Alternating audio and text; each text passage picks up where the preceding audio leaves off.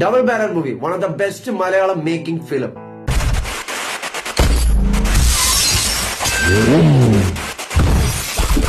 മലയാളത്തിൽ ഇത് ആദ്യമായിട്ടാണ് ഇങ്ങനെ ഒരു സ്റ്റൈലിൽ ഒരു പടം തന്നെ വരുന്നത്. ഒരു കോമിക് ബുക്ക് വായിക്കുന്ന പോലെയാണ് ഈ സിനിമയുടെ ഒരു സ്റ്റൈല് കാര്യങ്ങളെല്ലാം പോകുന്നത്. മേക്കിംഗ് സ്റ്റൈലിൽ തന്നെ one of the best Malayala film എന്ന് തന്നെ പറയാം.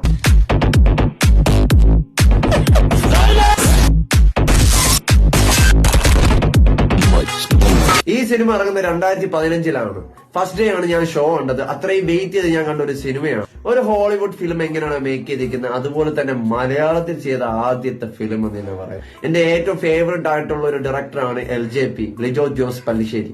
ഈ സിനിമ 2015 ഇറങ്ങുന്ന സമയത്ത് വളരെയധികം ഫ്ലോപ്പ് ആയി പോയി. കാര്യം മറ്റൊന്നുമല്ല, ഈ സിനിമയിൽ അധികം വർക്ക് ആവാതെ പോയത് ഇതിന്റെ ഹ്യൂമർ ആയിരുന്നു. ഡാർക്ക് ഹ്യൂമർ അത്രത്തോളം വർക്കായില്ല.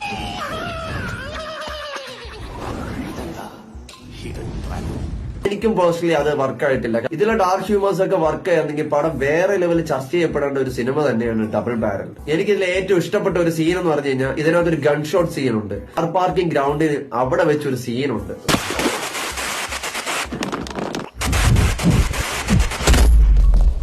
കിട്ടില്ല ഫ്രെയിമുകളെന്ന് തന്നെ പറയാം.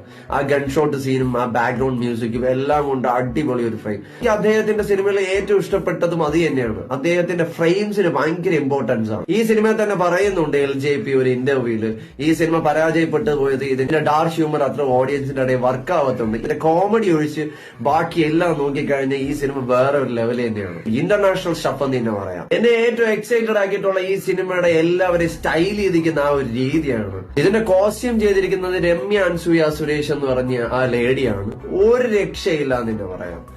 ജസ്റ്റ് നിങ്ങൾ ആ സിനിമ കണ്ടു നോക്കുമ്പോൾ മനസ്സിലാവും അതിന്റെ കോസ്റ്റ്യൂംസിന് എത്രത്തോളം ഇമ്പോർട്ടൻസ് ഉണ്ടെന്ന്. അത്രയ്ക്ക് കിടിലമായിട്ടാണ് എല്ലാവരും സ്റ്റൈൽ ചെയ്തിരിക്കുന്നത്. ഇതേ ഒരു പാറ്റേണിൽ തമിഴിൽ വേറൊരു സിനിമ ഇറങ്ങിയിട്ടുണ്ട്, ജിൽ ജംഗ് ജഗ്. അതും എന്റെ ഒരു ഫേവറേറ്റ് ലിസ്റ്റിലുള്ള ഒരു മൂവി തന്നെയാണ്. ഏകദേശം അത് കുറച്ച് ഗാംബ്ലിംഗും സ്മഗ്ലിംഗ് റിലേറ്റഡ് ആയിട്ട് വന്നൊരു സ്റ്റോറിയാണ്.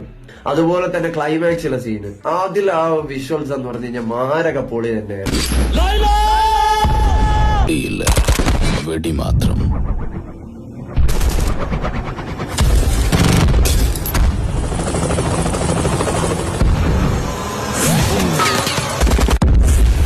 സിനിമ കണ്ടിട്ടുള്ളവരാണെങ്കിൽ ജസ്റ്റ് ഒന്ന് കമന്റ് ചെയ്യുക, എന്താണ് നിങ്ങൾക്ക് ഈ സിനിമ തന്ന ഒരു ഫീൽ എന്ന് പറയുന്നത്. ഇതുപോലത്തെ മൂവി അപ്ഡേറ്റ്സിനൊക്കെ ആയിട്ട് എന്റെ അക്കൗണ്ട് നിങ്ങളൊന്ന് ജസ്റ്റ് ഫോളോ ചെയ്യുക.